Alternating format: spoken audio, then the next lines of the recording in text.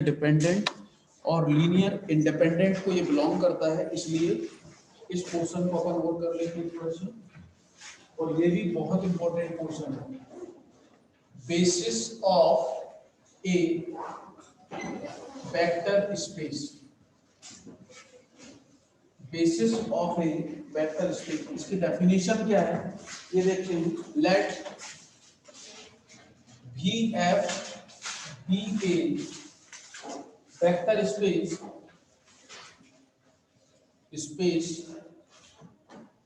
overfilled F, then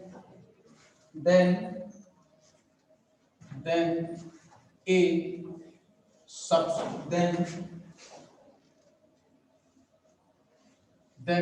set S is subset of VF is said to be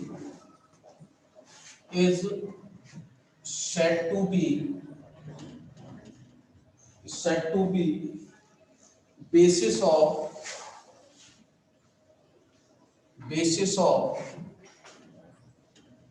VF if number one S consists of linearly independent vectors. Number two,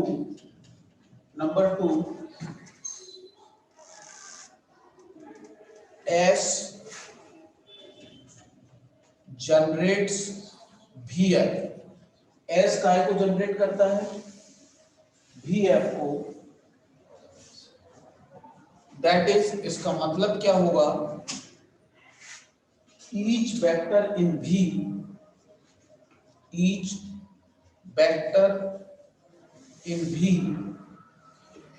is a linear combination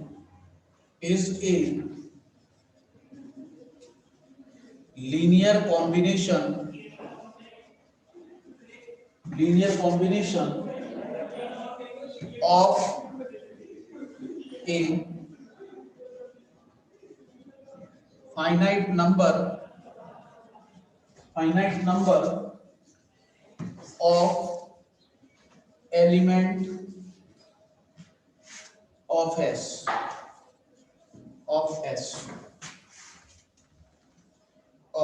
S.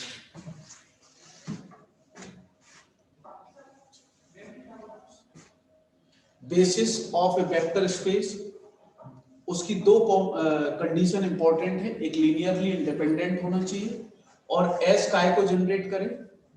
VF। उसका मतलब ये होता है that is LS is equal to V, that is LS equal to V, ये उसकी meaning होती है। मतलब S काय को जनरेट करेगा? VF को। तो ये जो सेकंड पार्ट है ये तो एक थ्योरम के थ्रू हम उसको लिख देते हैं, लेकिन सबसे इंपॉर्टेंट पार्ट ये वाला है कि S consist of linearly independent of vector. ये सबसे इंपॉर्टेंट फैक्टर है इसका। दूसरा, यदि ये फॉलो कर गया तो ये पार्ट ऑटोमेटिकली उसको फॉलो कर जाता है। सर एलिमेंट ऑफ जीरो कौन सा? नीचे सबसे नीचे ये ऑफ S है, जीरो नहीं, ऑफ S।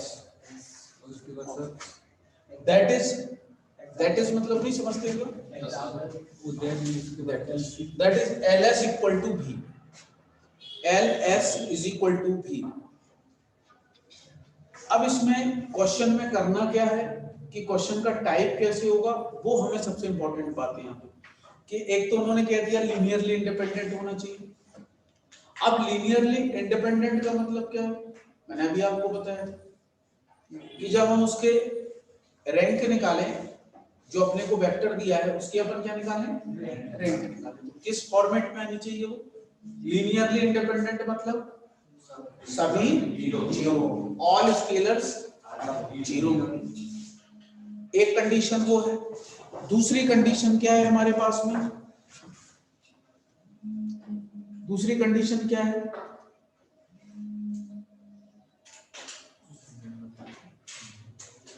दूसरी कंडीशन क्या होगी हमारे पास में कि एस काय को जनरेट करे, भी एफ को जनरेट। तो यदि ये फॉलो हो गई तो इसको हम एक थ्योरम के थ्रू लिख देते हैं, केवल उसका स्टेटमेंट उसमें मेंशन करना रहता है, उसका रिजल्ट आ जाता है।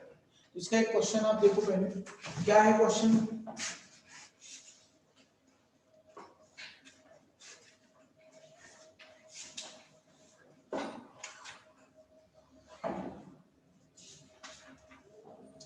so that the vectors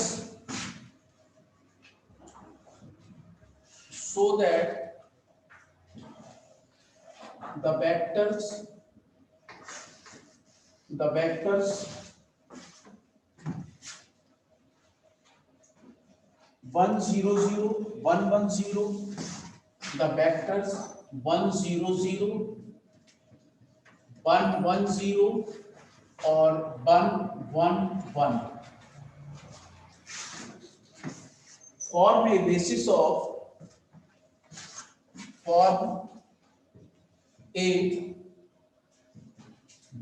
of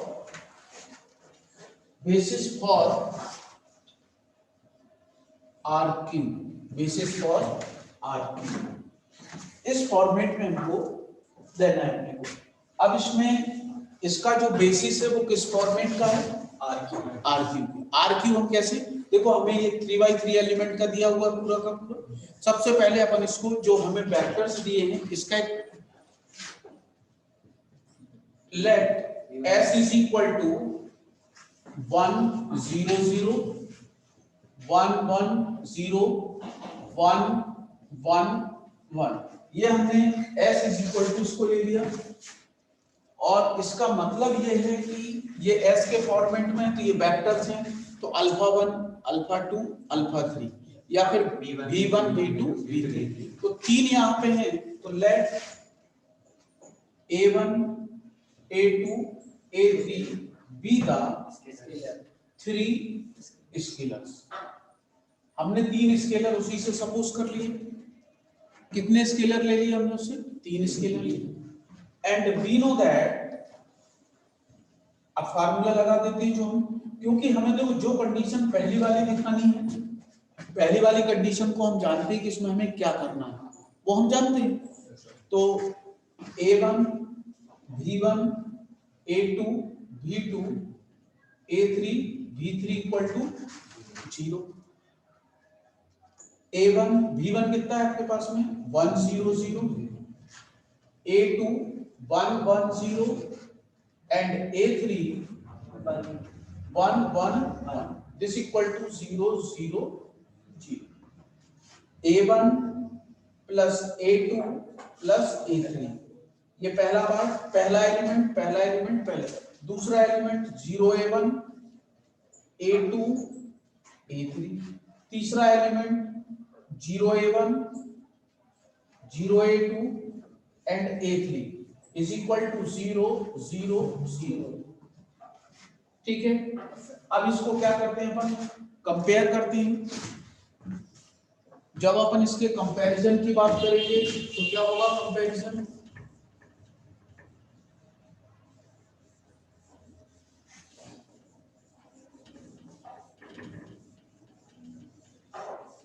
comparison क्या होगा इसका?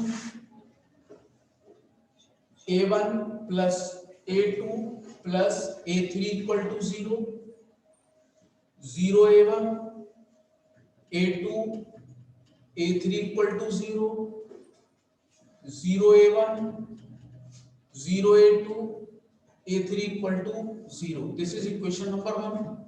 Therefore the coefficient matrix A is, क्या होगा इसमें? 1 1 1 0 1 1 और 0 0 1। ठीक है, अब अपने को करना क्या? देखो मैक्सिमम 0 बनाने का प्रयास करें। हो सकती है 0 maximum. R1 on applying on applying R1 में से किसको R1 माइनस R3 कर दो और R2 में से R2 माइनस R3 कर दो। R3 से ये दोनों जीरो करो पहले। This should be 1 1 0 0 1 0 0 0 1। इस 1 से ये वाला भी जीरो हो जाएगा। ऑन अप्लाइंग R1 को चेंज करना R1 माइनस R2 से। दिस शुड बी 1 0 0 0 1 0 0 0 1 है। अब इसकी रैंक अपन देखते हैं इसमें, क्योंकि जो अपनी लीनियरली डिपेंडेंट या इंडिपेंडेंट की बात करते हैं वो काय के ऊपर डिपेंड करता है, रैंक के ऊपर डिपेंड करता है। काय के ऊपर डिपेंड कर रहा है, रैंक के ऊपर डिपेंड। ठीक है ना, जब वो रैंक के ऊपर डिपेंड करेगा तो क्या होगा, जीरो भी तो डिपेंडेंट होगा। इसकी रैंक कितनी है, 3 है सर। 3 रैंक है। Yes sir. तो अपन क्या लिखेंगे यहाँ पे, रैंक 3 है तो therefore rank A equal to 3 is equal to number of unknown scalar, yes sir. number of unknown scalar हो गए। therefore the equation 1 has 3 minus 3 equal to 0, non-zero solution, and the given vectors is linearly independent हो गया। बताया था कि नहीं सुबह, linearly independent, ये सुबह में डिस्कस कर चुका हूं ऑलरेडी आप लोगों से। अपन लोग कर चुके कि नहीं सुबह इस पर डिस्कस, ठीक है। अब ये लीनियरली इंडिपेंडेंट हो गया तो पहली वाली कंडीशन तो फॉलो हो गई। अब जब इसमें लीनियरली इंडिपेंडेंट हो गया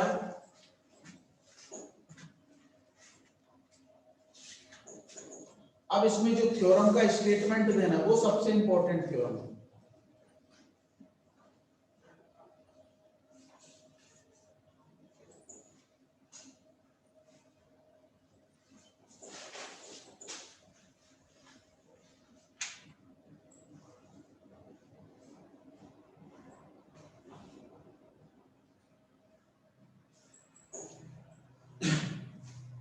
ये लाइन अपने को लिखनी पड़ेगी उसकी, जो अपने को अब इसके आगे लिखना है, ठीक है ना। अब इसके आगे अपने को देखो ये क्या हो गया है, लीनियरली इंडिपेंडेंट तो हो गया। अब हमें इसके बाद में लिखना क्या है वो अपने को मेंशन करना है। इसमें क्या लाइन इसमें लिखनी पड़ेगी, एंड वी नो दैट यदि वो लीनियरली इंडिपेंडेंट हो गया तो उसके पर यदि लीनियरली इंडिपेंडेंट हो गया तो अपन ये लाइन लिख के फिर आगे करना है। और यदि ये लीनियरली इंडिपेंडेंट नहीं है तो क्या कह देंगे, the given vectors have no basis, उसका कोई भी बेसिस नहीं है। अब यदि लीनियरली इंडिपेंडेंट है तो उसके बाद में हम ये स्टेटमेंट देंगे, and we know that the vector VF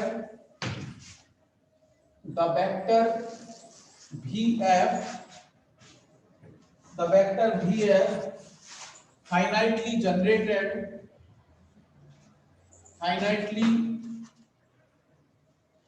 generated vector space of dimensions. ये लाइन या तो आप लोग याद करें या फिर ये स्टेटमेंट आप पर्टिकुलर उसको लिखना है, finitely generated vector space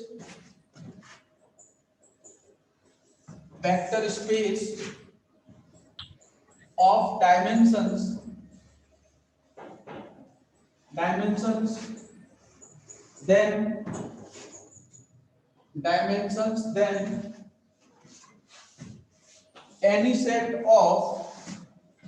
then any set of n linearly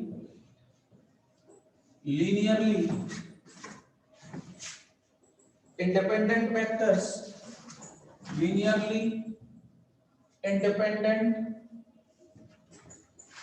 vectors, V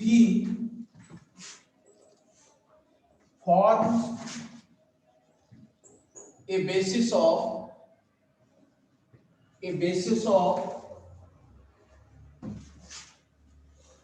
vector v form a basis of v।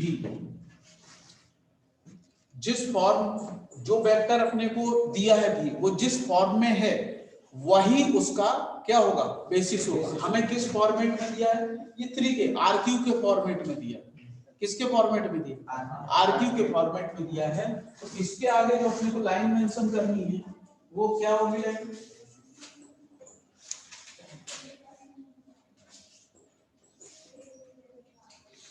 hence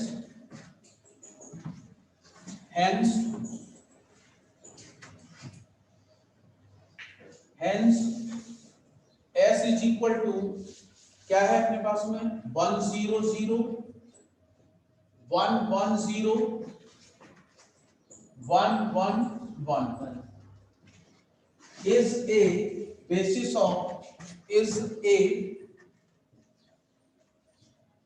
basis for RQ is a basis for RQ। किस फॉर्मेट का है RQ format का। तो हमें जो भी question दिया है यदि वो लीनियरली इंडिपेंडेंट हो गया तो उसके बाद फिर ये थ्योरम्स का स्टेटमेंट देना है। हमें जिस फॉर्मेट का वो दिया है वही उसका फिर क्या होगा बेसिस होगा। बात आ गई ना समझ में। एक क्वेश्चन इसको नोट कर लिया।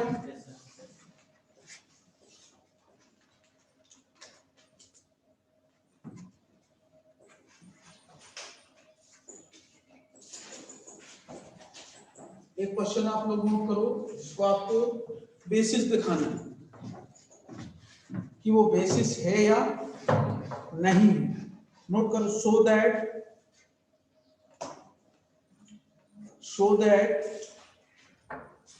द सेट S is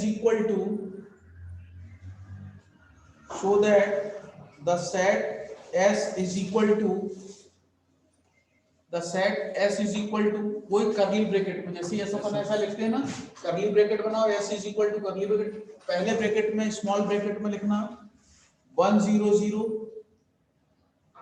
दूसरा ब्रैकेट अब 1 1 0 ठीक ही तरह है।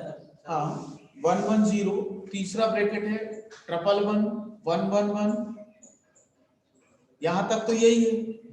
चौथा ब्रैकेट लिखो 0 1 0 मतलब अब इसमें कितना दिया है 4 तो स्केलर कितना लेना पड़ेगा आपको 4 लेना है। और जब स्केलर आप 4 लोगे तो आपको लेकिन एलिमेंट तो हर उसमें 3 है आपको ये देखना पड़ेगा उसमें ठीक है ना। इज नॉट आगे क्वेश्चन को कंप्लीट करो। Is not a basis set मतलब ये बेसिस नहीं है। बेसिस क्यों नहीं होगा जब हम इसको देखेंगे तो ये किस फॉर्म क्या नहीं किसको बिलोंग नहीं करेगा लीनियरली इंडिपेंडेंट होगा। और जब लीनियरली इंडिपेंडेंट नहीं है तो अपन लिख देंगे कि the set is not basis ठीक है ना फॉर द वेक्टर। सर इसमें आरक्यू जो दिया है इसमें आरक्यू नहीं दिया है।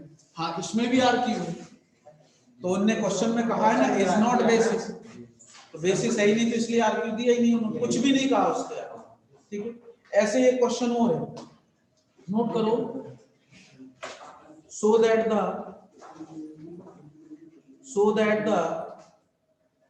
following set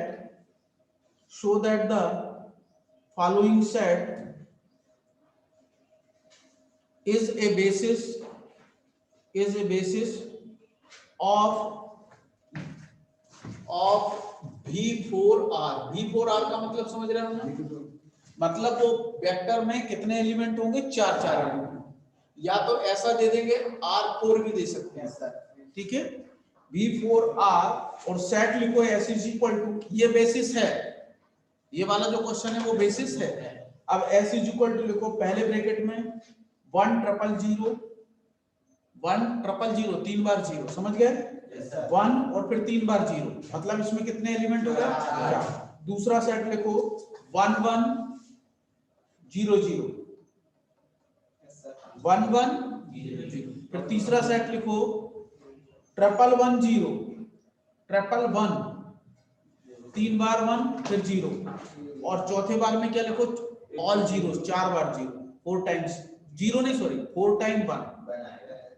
पहला अपना क्या था 1 0 0 0, दूसरे बार में क्या था 1 1 0 0, तीसरे बार में 1 1 1 0, चौथे बार में ऑल 1। ठीक है ना, तो ये बेसिस है। अगला क्वेश्चन एक और है बेसिस का, ये वो भी जो नहीं है उसमें केवल सेट लिख लो आप। S इज इक्वल टू पहला ब्रैकेट लिखो 214,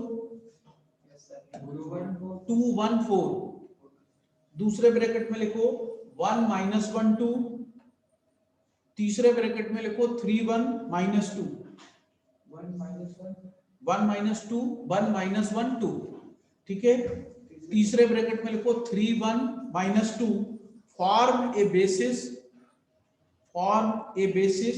फॉर आर क्यू, ठीक है, और आर क्यू क्योंकि 3 बाई का है। Yes sir. ठीक, अब आर की पावर 3। अब ध्यान से सुनो, जो ये 4th यूनिट पढ़ाई है मैंने, जो 4th यूनिट मैंने आपको बताई है उसमें वेक्टर स्पेस की अच्छे से डेफिनेशन और एक आध एग्जांपल उसका देख लीजिएगा आप लोग, जो उसमें लिख सकते, जो आप याद कर सकते। ठीक, दूसरा मैंने वेक्टर सब स्पेस की डेफिनेशन बताई, तीसरा मैंने आपको लीनियर इंडिपेंडेंट और लीनियर डिपेंडेंट बताया, और चौथा आपको मैंने बेसिस बताया। ठीक है, यदि मेरी संडे को क्लास हुई, सपोज करते क्योंकि कल तो थोड़ी सी सिचुएशन अलग है, एक प्रोग्राम भी है, ऊपर मीटिंग भी है मॉर्निंग में, तो हो सकता है 12:30 1 हमें यहीं मिल जाए। कल ऑफिस तो खुलेगा ना? हाँ हाँ, बाकी सब खुलेगा। तो यदि कल मेरे को टाइम रहा तो कल आप लोग ना 3:30 के बाद आप मैसेज देखिएगा, यदि होती है क्लास में लेता हूँ तो 3:30 के बाद आप लोग सब मैसेज को एक बार चेक कर लीजिएगा। तो अपन वही आधा घंटे की क्लास लेंगे, इसमें लीनियर ट्रांसफॉर्मेशन है, ज़्यादा टफ नहीं है, उसकी डेफिनेशन बता के उसके 1-2 क्वेश्चन बताऊंगा, ठीक है ना, ज़्यादा टफ पोर्शन नहीं है। तो इसको आप लोग कल ध्यान रखिएगा। और संडे देखो, मंडे को शायद पेपर एक ही है आपका, एक दिन में एक पेपर और 3 यूनिट है आपको पढ़ना है। यदि संडे को भी मेरे को टाइम लगा तो मैं केवल आधा घंटे की क्लास लूंगा, तो अपने पास में भी 2 दिन की क्लास होगी, कल की भी होगी और परसों की, ठीक है ना। मंडे तो आप लोगों की क्लास होगी एग्जाम के बाद में, मंडे आप लोगों की जो क्लास होगी पहले एग्जाम होगा 2-2.5 घंटे का जितना होना होगा, फिर उसका एक अनुराग, फिर उसके बाद में शेड्यूल किया है कि इतने से इतने बजे तक, जैसे मेरा पेपर है अगले ट्यूसडे को मेरा होगा मैथ्स का पेपर, तो मंडे को मेरी क्लास होगी, ठीक है ना। तो अपने पास में भी 3 लेक्चर हैं, कोई दिक्कत नहीं है, लीनियर ट्रांसफॉर्मेशन आराम से हो जाए। आपको पढ़ना है संडे के दिन आधा घंटे का समय, कल के दिन आधे घंटे का समय, मॉर्निंग में मे बी यदि वो दोपहर वाला प्रोग्राम ज्यादा बढ़ गया तो हो सकता है कि फिर हम लोग शेड्यूल ज्यादा हो जाए, इसलिए मैं बुला लूँ और फिर क्लास ना ले पाऊँ तो दिक्कत है। कल तो छुट्टी होती है ना तुम लोगों को, सेकंड सैटरडे होता है, तो कोई क्लास तो लेगा नहीं यहाँ पे, वो तो मना किया है ना। इसीलिए मैंने प्रयास किया था कि मैंने 1 बजे से मैं पढ़ा दूंगा, लेकिन फिर दूसरे ऑनलाइन हाँ करना तो है। और दूसरी चीज ये है कि कल जो क्लास होगी अपनी 4 बजे के बाद ही होगी, और मैं प्रयास करूंगा 4 से 5 के बीच में उसको सम करना, ठीक है। संडे की क्लास जो होगी मॉर्निंग टाइम में लूंगा 9 से 11 के बीच में, बस इससे ज्यादा 9 से, कोई भी दूसरा कहे तो बता देना कि ना सर की क्लास इस ड्यूरेशन में, ठीक। तो ध्यान रखिएगा अपन लोग, फिर कल अभी अपने पास में है, हो जाएगा लिखने का, लेकिन जितना मैंने बताया है उसको रिवीजन करना है, और प्रयास ये करना है सबको कि इस बार जो पेपर दें हमारे सामने कॉपी नहीं होनी चाहिए, ये सबको प्रयास करना, आदत डालो, क्योंकि यदि मान लो वो आदत है आपको करने को आ गई तो फिर दिक्कत ही दिक्कत है। इसलिए सभी लोग हमारे सामने कॉपी न